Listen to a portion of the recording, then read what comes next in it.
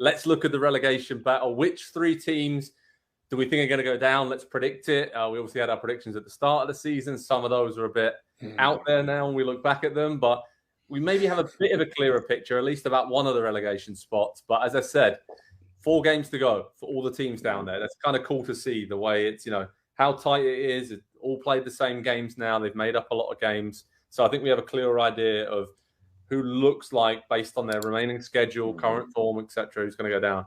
But first thoughts, Nick Mendola, on Big Sam Allardyce coming back in for the final 4 games of the season to try and save Leeds United. Reportedly, he's going to get a bonus of £3 million, which is about over $4.2 million in the current exchange rate. If he keeps Leeds up, Big Sam's appointment, what do we think about that? Should he have come in when Javi Grazia did, if they're going to go down that route? And of course, the director of football, Victor Orta, has been there a long time at Leeds.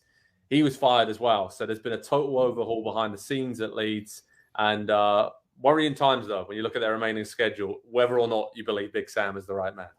Yeah, I had started to think that Orta had been fired because he heard they were going to move to hire Big Sam.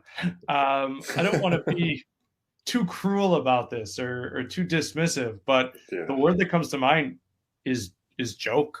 Honestly, this is so comical and silly, and if it works, it will have worked anyways. If it doesn't work, it probably wouldn't have worked anyways. It's just, I don't want to say it's a fait accompli, but guys, are we really looking at their schedule and thinking, oh, what this needs is instructions on how to play defensively? Come on. I mean, he has made quite a splash, Andy, with his opening press conference. He said that shocking, right? Yeah, nobody was ahead of him in football terms, and he name-checked Guardiola, Klopp, Arteta, and I quote, "In terms of knowledge and depth of knowledge, I'm up there with them. I'm not saying I'm better than them, but I'm certainly as good as they are. Please discuss." Sure. He's got a lot of experience in the game. Obviously, he's been around a long time. He's been in this situation a number of times. And so when I heard that, I thought, okay, he's probably talking about, he knows more about the bottom of the table than some of these managers, or being in relegation scraps and keeping teams up. At what he's famously only gone down, was it once in his career? And that was only very recently, I believe, with West Brom in his last stop. And so he does have a history of doing this particular job. But to Nick's point, it's 4 games left. I don't know how much effect a manager can come in and have a big impact on a team in that short of a period of time. It takes time to implement ideas and just get everybody on side with the manager. And that's something that obviously Javi Grazia struggled to do. Jesse Marsch had troubles doing at points during his tenure. But to Nick's point, I'll soften on joke a little bit. I was shocked by it. But it does highlight just how chaotic the club has been run this season, because so much of the anger was aimed at Jesse Marsch early. And it's like, well, I feel like Jesse Marsch is doing a fine enough job in this job, doing what he can. I don't understand how somebody else comes in and does better. And since then, I think we have seen that play out kind of exactly as we saw it. And so he probably shouldn't have been fired. It probably, and Victor Orta, he has gone now. The issues with Leeds this season, much higher than the manager. And so maybe they stay up, maybe they don't. But whoever they get in the summer, if they do stay up, needs to be someone that they are going to commit to, because you can't change managers 2 and 3 times every season.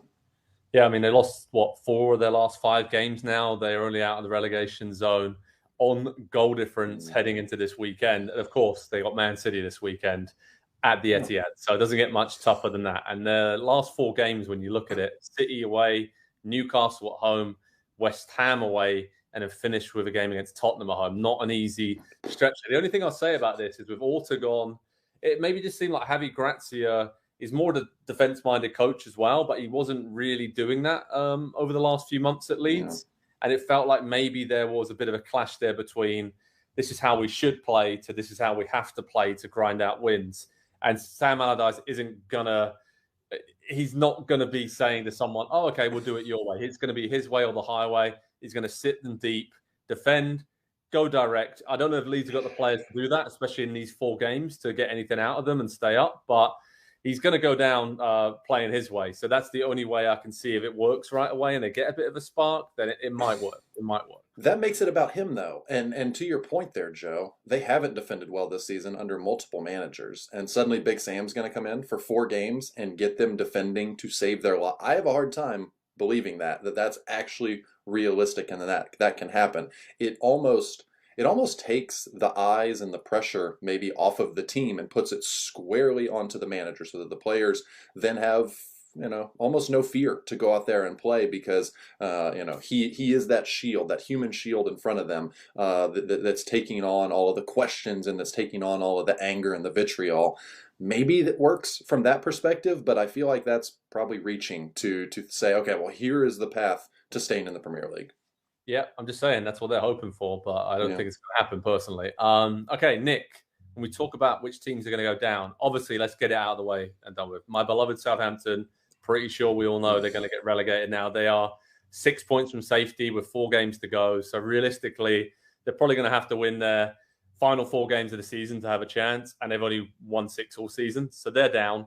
And next, I probably would go for Leeds, I think, given their remaining schedule. And then probably Nottingham Forest. I think they've just got a knack of not being able to defend when they need to. And we saw that last time out against Brentford. But it's incredibly tight down there. Do you have any other takes on this? I mean, Everton really could use a win and very soon under Sean Dyche, right? But they're just showing enough to feel like they could get out of trouble. Yeah, I think Everton will get out of trouble. I'll be interested to continue to watch if they can score goals, because we've seen it's kind of the exact opposite of Leeds. Like Leeds has scored in something like 6 or 7 straight games, something crazy like that, and just continue to lose or draw at the very best. Everton, I mean, under 30 goals in a Premier League season is ridiculous. And you almost feel like even the way they've lined up, whether you want to call it a 4-5-1 or whatever, they've got the horses behind the ball, if you will. Yeah. And it's funny that, they're getting points. They get a point now when Calvert-Lewin is able to connect. So I just look at the fixture list and says Everton has the best chance to get out of there, but they also you have to score goals to win games. They just haven't done that. Andy, what are you thinking, mate? Who are your 3 to go now? So when we did it, about a couple months ago, I think I landed on Southampton, Bournemouth, who have extricated themselves from that entire situation with a great run at the end of the season, and Forest. They were falling in the process of falling, and they have just continued to fall and fall and fall and fall. They've got 1 win in about their last 15 or so, and it looks like the team that started the season when we were talking about, well, they look like they've never played together before, because they hadn't. But they brought in 22, 23 new players in the summer, and obviously they kept Steve Cooper around at kind of early point and midway points of the season where there was questions over, are they going to make a change to try to stay up? And they have just kind of continued on with what they've been doing. Their fixtures they're a mixed bag. They've got Southampton this weekend. Okay, you would think that if there is if there's a likely 3 points still for them somewhere to go, that it's going to be there. But then they've got Chelsea, who knows what you're going to get game to game. Arsenal, obviously still chasing the title, and then they finish with Palace, who by that point will have nothing to play for. So they might actually have a little sneaky way out of the relegation picture. I do see Leeds falling in there. It's just, there's no direction at the club, and to me, that's the biggest thing is, what do you cling to in those moments where you need something to come together around and to believe in and to push you over the line? And I don't see anybody coming together at Leeds. It feels like a fractured team, a fractured club, from the fans to the front office and to the coach and to the play. It feels like nobody's pulling in the same direction there. So I think it's going to be them, and it's either Everton or Leicester for the other spot. I think we're going to lose a really, really big team from the Premier League this season. Neither one of them has figured anything out this season, and they have just continued to just drop points and drop points and drop points. It feels like one of them deserves to be punished for it. Nick, Leicester or Everton? What are you thinking? Yeah, Leicester to me has just been so inconsistent, but has delivered. Delivered some beauty in times, whether that be through Maddison or somebody else. And obviously Vardy coming through now at the key times after looking like he was absolutely cooked for much of the season. So it just feels like Maybe they don't have the quality necessarily to stay up in terms of that consistency. But again, they're like squirrels, which is funny because they're foxes. They find that nut, and it feels like they'll find it enough to get by. Yeah, I think so. I'm with you. I think for me, it's two from Everton, Forest, and Leeds to join Southampton, and I think it would just be Forest and Leeds because of their inability to defend. Those are the three that I'm going with. But guys, there's going to be lots of crazy twists and turns in these final 4 games coming up, and obviously it looks like some massive games between now and the end of the season. Nottingham Forest Saints coming up, kind of last chance saloon, especially for Saints, and then even West Ham, not a team we talked about, but they're only 4 points above the relegation zone heading into the final 4 games of the season, and they've got the Europa Conference League semi-finals to worry about as well. So could be a team, an unexpected team, another big team, Andy, that could slip in right at the end of the season. We'll have to wait and see. But head over to Pro Soccer Talk on NBCSports.com for all the latest news on the relegation scrap. Hi there, I'm Rebecca Lowe, studio host for NBC's coverage of the Premier League. Don't forget to hit subscribe to watch more videos all season long. For even more Premier League content, from original series to live matches, head over to Peacock and be sure to tune in for Premier League mornings every weekend on USA Network and on Peacock. We will see you over there.